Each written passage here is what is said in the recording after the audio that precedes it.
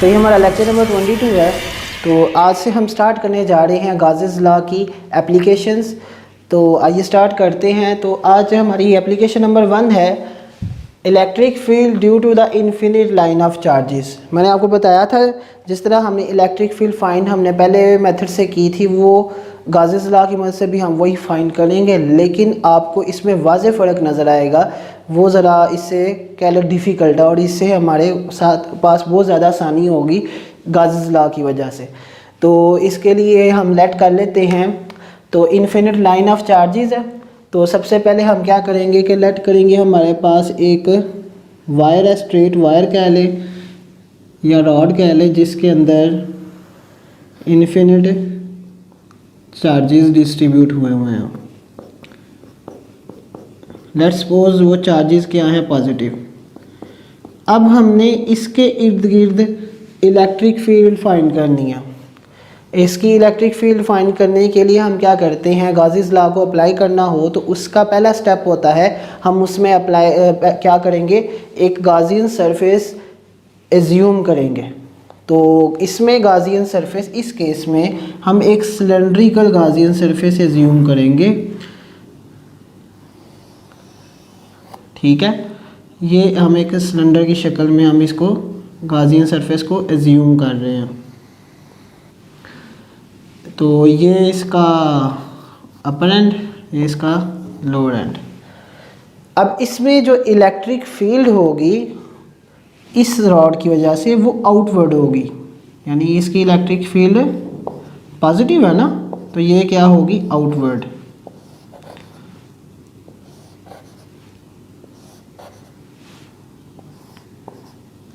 ये electric field इधर से भी आउटवर्ड।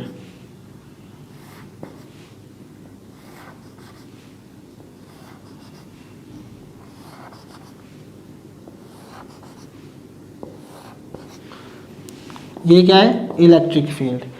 अब हम क्या करेंगे, इसमें इस सिलेंडर में से हम क्या करते हैं, छोटे पैचेस इसमें हम बना लेते हैं। तो एक एरिया हम ले लेते हैं इसकी अपर सरफेस से, क्या ले, एक छोटा सा हमने पैच लिया है। ठीक है, और इसका अब देखिए ये सिलेंडर बिल्कुल ऐसे ही है, बिल्कुल इस शक्ल का, जिसके अंदर से क्या ले ऐसे वायर गुजारी हुई है। अब इस सिलेंडर के ऊपर वाला, ये वाला इधर से हमने एक एरिया लेना है, एक नीचे बॉटम से लेना है और एक इधर कर्व से लेना है। तो इसका जो एरिया होगा उसकी डायरेक्शन ऊपर की तरफ होगी। नीचे जब हम लेंगे इसकी नीचे की तरफ होगी। ये एन इसके वेक्टर एरिया की डायरेक्शन को जाहिर कर रहा है। और जब हम कर्व्ड सरफेस लेंगे तो सीधी सी बात है वो उसके परपेंडिकुलर इस तरह होगी। ये आ गया। अब इस इसका जो हमने गाज़ियन सरफेस हमने ज़्यूम की है, कह ले ये सिलेंडर है ना, इसकी हाइट कितनी है, h, और इस सिलेंडर का रेडियस कितना है उसको मैं कह देता हूँ वो है r, स्मॉल r। ठीक है, तो ये आपने फिगर बड़ी, आपको अगर आपको फिगर से ही समझ लगी तो सारा आपका क्वेश्चन हल हो जाएगा। नेक्स्ट हम क्या करते हैं, अब चूंकि ये क्या है हमारे पास वन डायमेंशनल है, तो इसमें आ जाएगा हमारे पास लीनियर चार्ज डेंसिटी। वो क्या हमने पढ़ी थी, वो होती है lambda which is equal to d q over d g कैल। ठीक है, इसकी हाइट हम कह लेते हैं z एक्सिस के अलॉन्ग, हम उस तरह हम कह लेते हैं।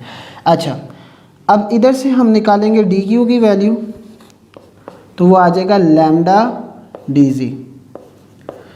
अब हमने क्या करना है, ये तो होगा एक स्मॉल चार्ज एलिमेंट के लिए।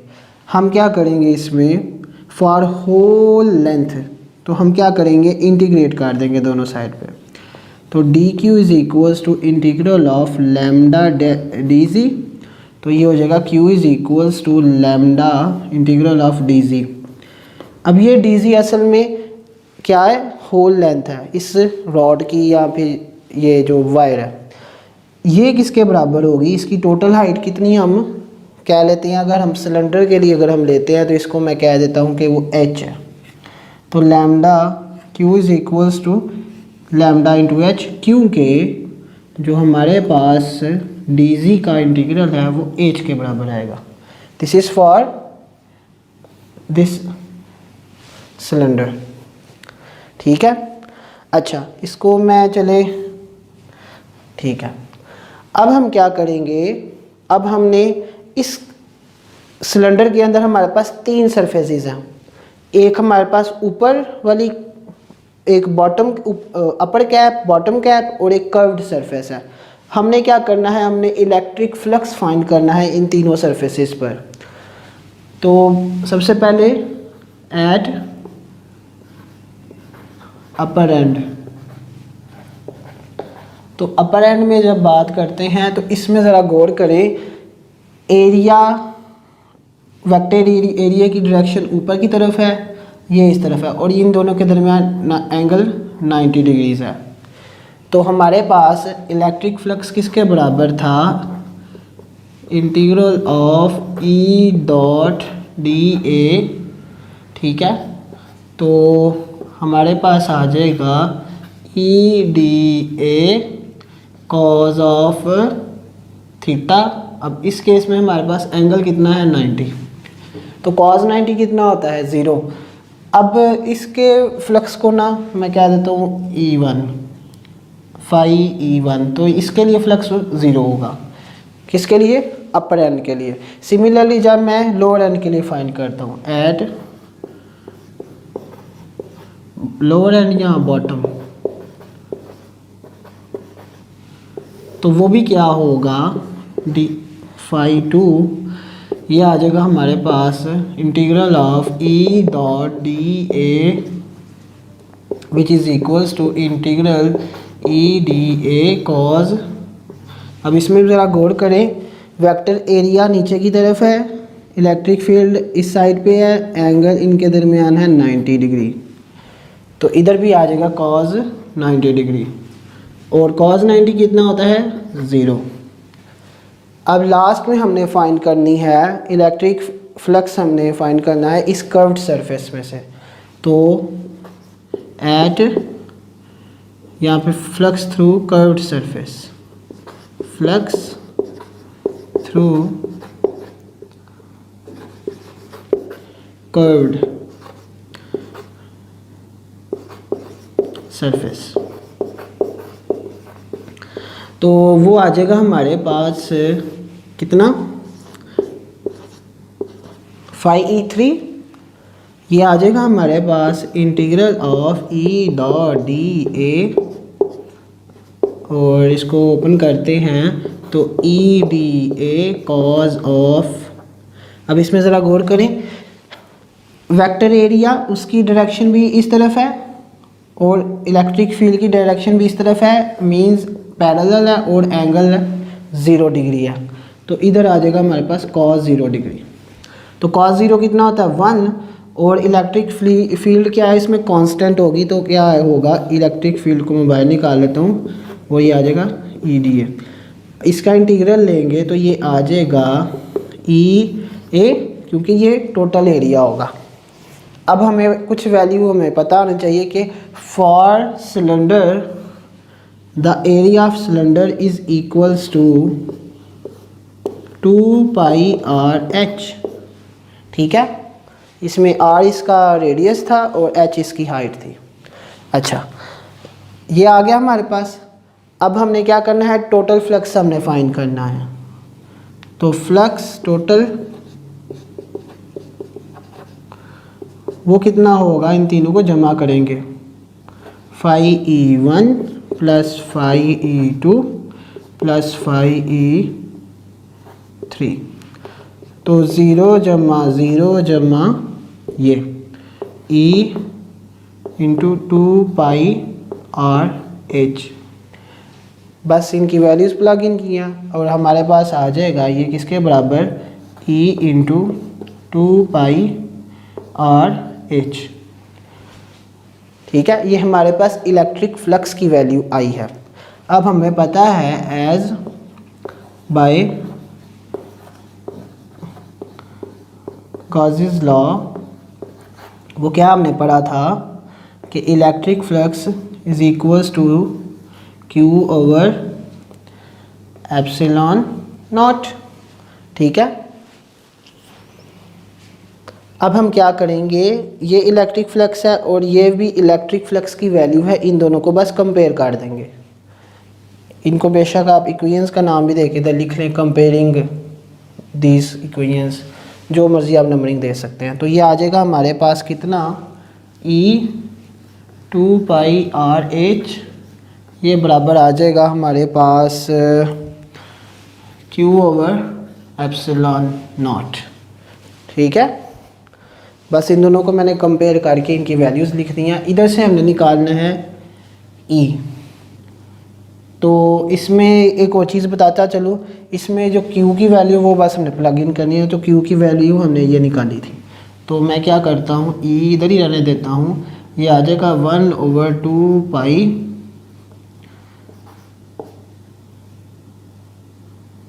RH, इधर आ जाएगा Q की जगह λH over mu epsilon not. अब इसमें हमारे पास H से कट गया और फाइनल हमारा आंसर आ गया 1/2π λ/2π R एप्सिलॉन नॉट।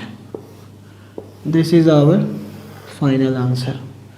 ठीक है, तो सेम आंसर हमारा आया था जब हमने इलेक्ट्रिक फील्ड फाइंड की थी पुराने मेथड को इस्तेमाल करते हुए।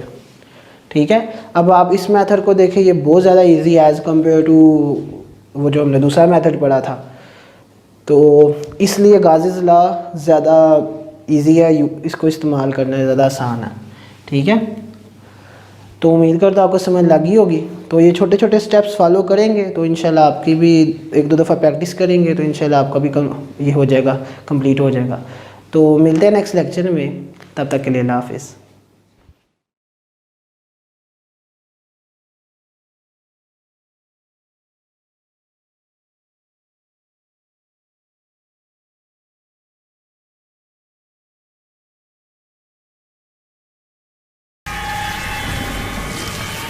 तो ये हमारा लेक्चर नंबर 23 है इलेक्ट्रिसिटी और मैग्नेटिज्म का। तो इसमें हमने लास्ट लेक्चर में शुरू की थी applications of Gauss's law. Last lecture में हमने first application electric field due to infinite line of charges को हमने डिस्कस किया था।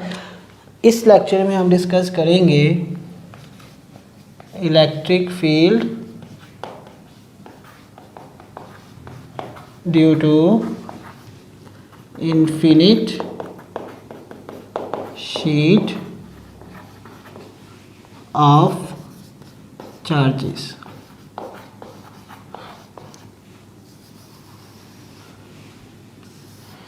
तो स्टार्ट करते हैं लेक्चर को। इसमें हम क्या करते हैं, कंसीडर करते हैं हमारे पास एक शीट है। शीट से मुराद कागज़ का टुकड़ा कह ले। अच्छा, मिसाल के तौर पर अब इस शीट के ऊपर क्या हुआ है, पॉजिटिव चार्ज डिस्ट्रीब्यूट हुआ यूनिफॉर्मली।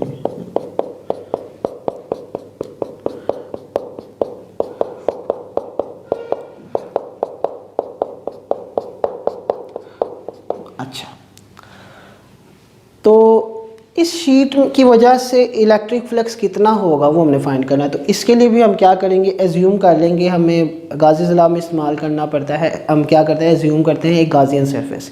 तो इसमें हम क्या करेंगे, एक गाज़ियन सरफेस हम इसमें एज्यूम करेंगे in the form of cylinder.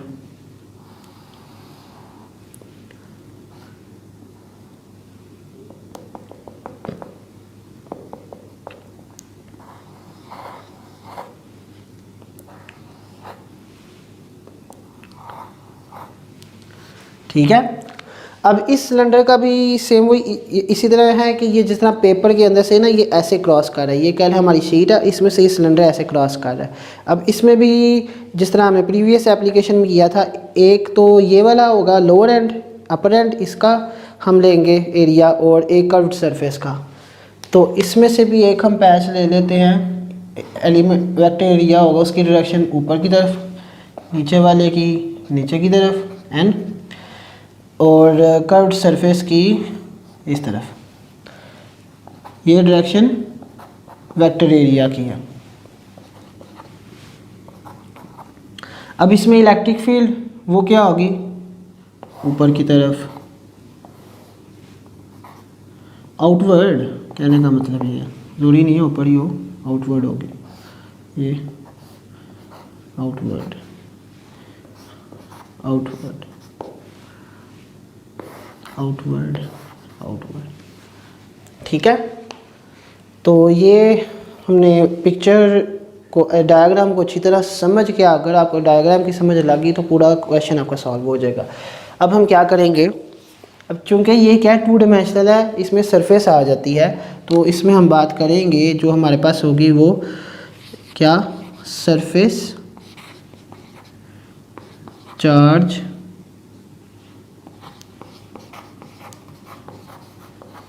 Density. तो सरफेस चार्ज डेंसिटी को हम सिग्मा से ज़ाहिर करते हैं, वो बराबर होती है dq ओवर dA। ठीक है, अब इस इधर से हम dq की वैल्यू निकालेंगे, वो आ जाएगा सिग्मा dA। अब दोनों तरफ हम लेंगे इंटीग्रल, तो ये आ जाएगा q is equals to sigma integral of dA।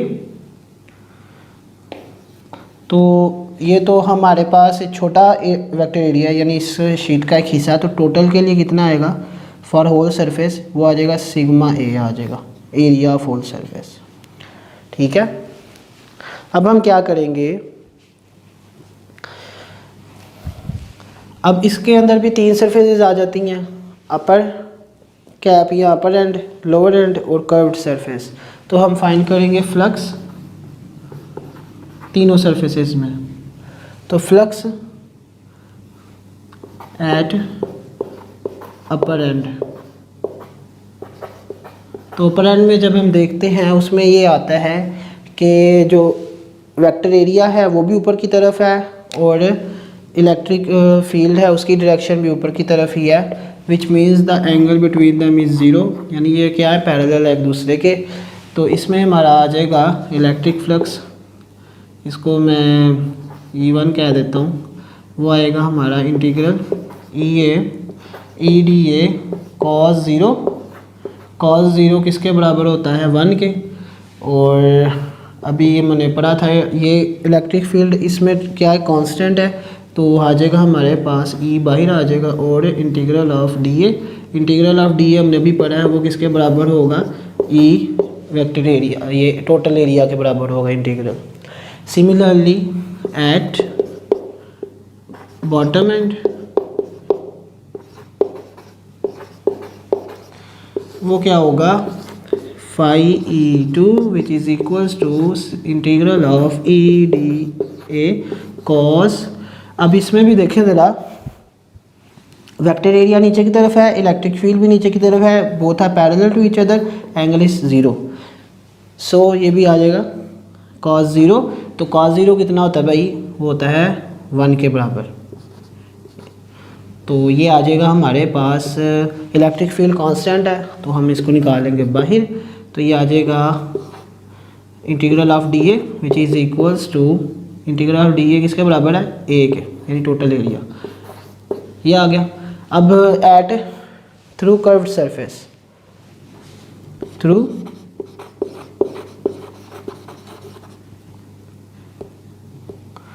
Curved surface, वो क्या होगा, वो होगा हमारे पास phi E3 is equals to integral of EDA। अब इसमें ज़रा गौर करें, ये है वेक्टर एरिया की डायरेक्शन और इलेक्ट्रिक फील्ड ये है, एंगल 90 है, ठीक है। तो थीटा इज इक्वल्स टू 90, तो कॉस इधर आ जाएगा हमारे पास 90 डिग्री, और कॉस 90 हमें पता है 0, अंडा हो जाएगा सारा कुछ। अब हम क्या करेंगे, लास्ट स्टेप इसमें आ जाता है, हमने टोटल फ्लक्स हमने फाइंड करना है, तो टोटल फ्लक्स आ जाएगा इन तीनों को हम जमा कर देंगे तो पहले वाले का आंसर आया था EA, दूसरे वाले का आंसर आया था EA, तीसरे वाले का आंसर 0, तो ये आ जाएगा हमारे पास टोटल फ्लक्स 2EA। ये आ गया हमारे पास इलेक्ट्रिक फ्लक्स आ गया। अब हमने पढ़ा था गाज़ीज़ लॉ बाय गाज़ीज़ लॉ, वो क्या हमने पढ़ा था, जो हमारे पास इलेक्ट्रिक फ्लक्स है वो बराबर होता है Q/ε0। अब हम इसको और इसको इक्वल कर लेंगे और Q की भी इसमें वैल्यू प्लग इन करेंगे। तो सबसे पहले इसको लिख लेते हैं, ये आ जाएगा 2EA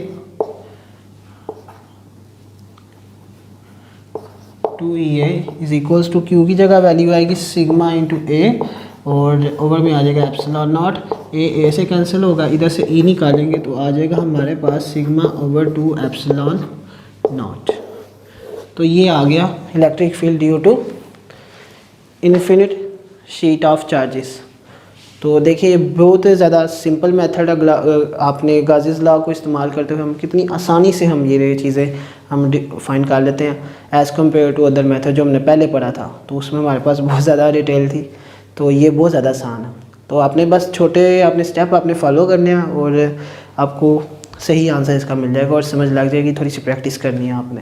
तो कोई क्वेश्चन हो आपके जहन में तो आप कमेंट सेक्शन में मुझे बताएं, कोई सजेशन हो वो भी कमेंट सेक्शन में बताएं। कोई अगर वीडियो अच्छी लगी है तो वीडियो लाइक कर देना, चैनल को सब्सक्राइब कर देना।